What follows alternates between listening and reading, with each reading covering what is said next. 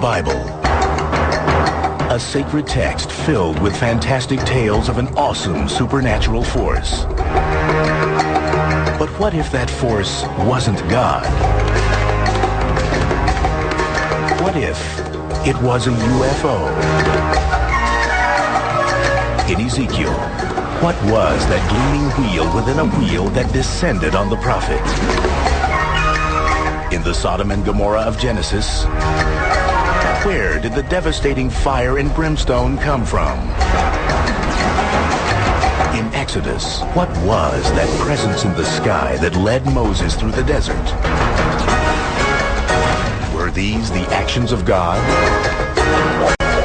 Or might these mysterious forces in the skies have been UFOs in the Bible?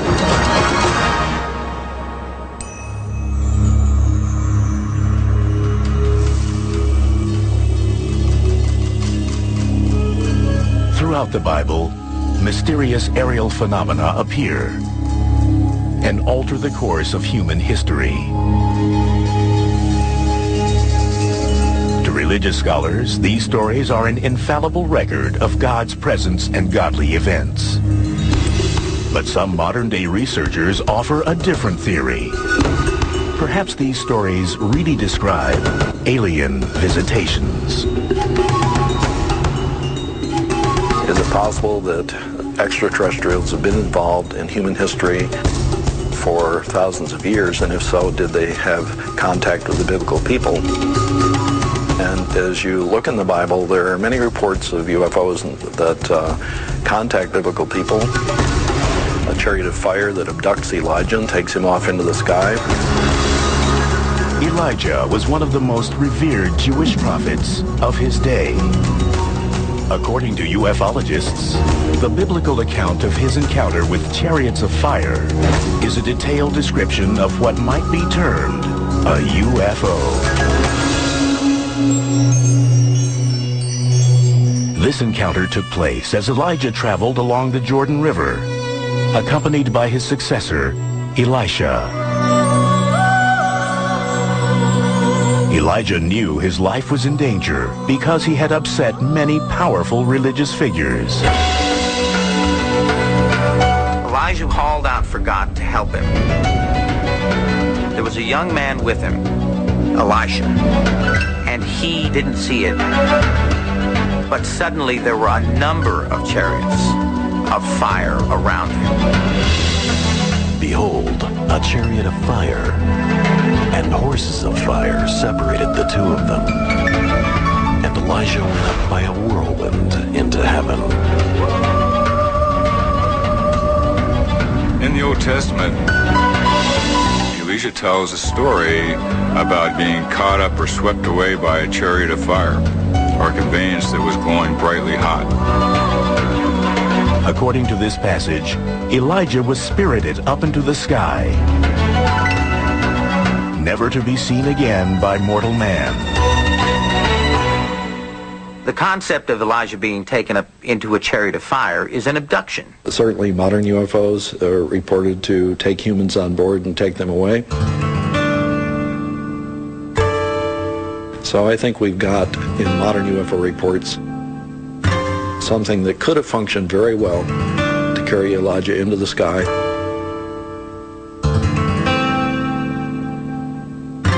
If we were to take what Elisha was describing and compare it to events of people being taken aboard unidentified flying objects or flying saucers, it may very well be the same type of event occurring in those days compared to what they could compare it to.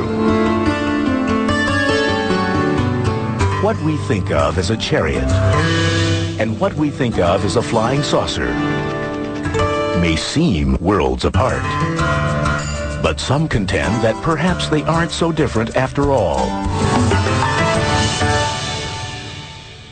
Chariots is actually a word that means some form of conveyance, and back in those days, the closest thing they could compare these moving objects to was a chariot. So therefore, they were a conveyance that was glowing or bright or had a fiery appearance.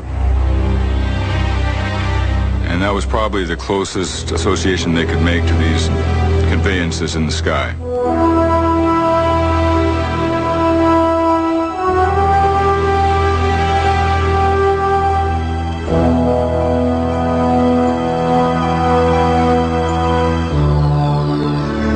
Some speculate that the traditional interpretation of biblical passages is hampered, not only by the ancients' lack of technical references, but also by inaccuracies in the Bible's translation into English by the Court of King James, which was completed in 1611. The English that was used in the court of England in the 17th century was different than the English that was used by the common people, and for a specific purpose. Because the court of England wanted to keep themselves separated from the commoners. To better understand the original meaning of biblical texts, researchers refer to Strong's Exhaustive Concordance. This book, completed in 1890, is an alphabetical index of every word used in the Bible, listing each occurrence of that word and the context in which it is used. By doing this, some researchers believe they have discovered another connection between Elijah's story and UFOs. In the King James Version, Elijah tells of being whisked up into heaven. But some now believe that perhaps he wasn't talking about the godly realm.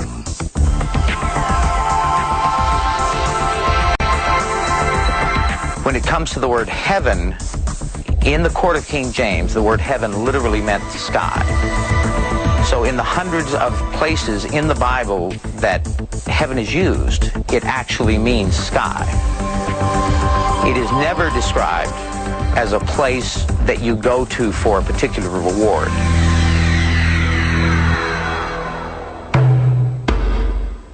Biblical stories about mysterious events in the sky may not be the only ancient sources hinting at UFOs.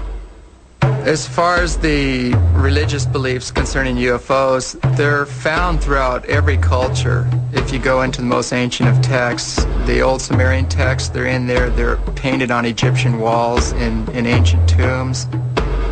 The yogis and lamas in the Eastern thought call them vimanas, and they call them the chariots of the gods. Thousands of years ago, in an amazing feat of precision, the Nazca people of Peru created perfectly straight lines stretching across their landscape.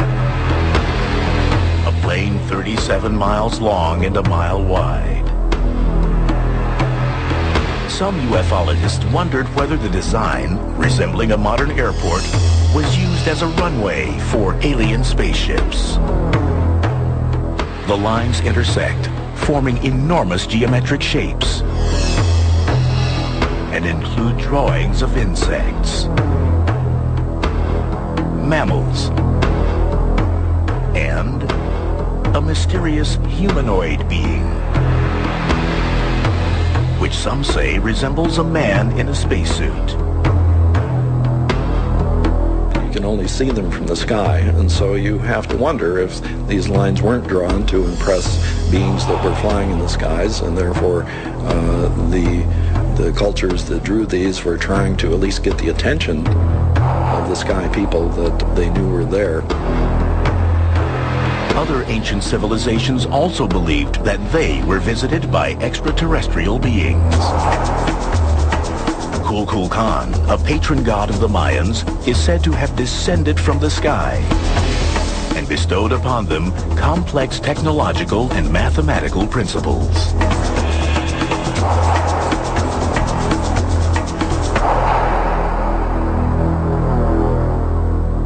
One of the ways we can show this is a distinct possibility is by the advanced mathematical capabilities of the Mayans.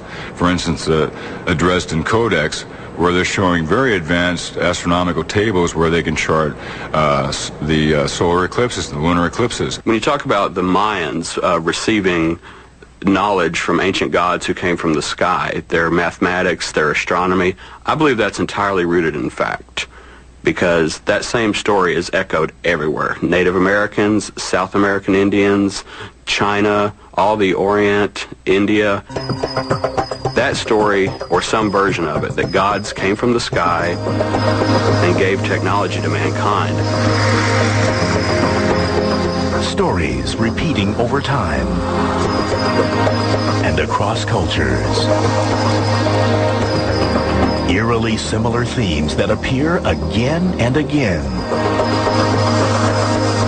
raising new questions.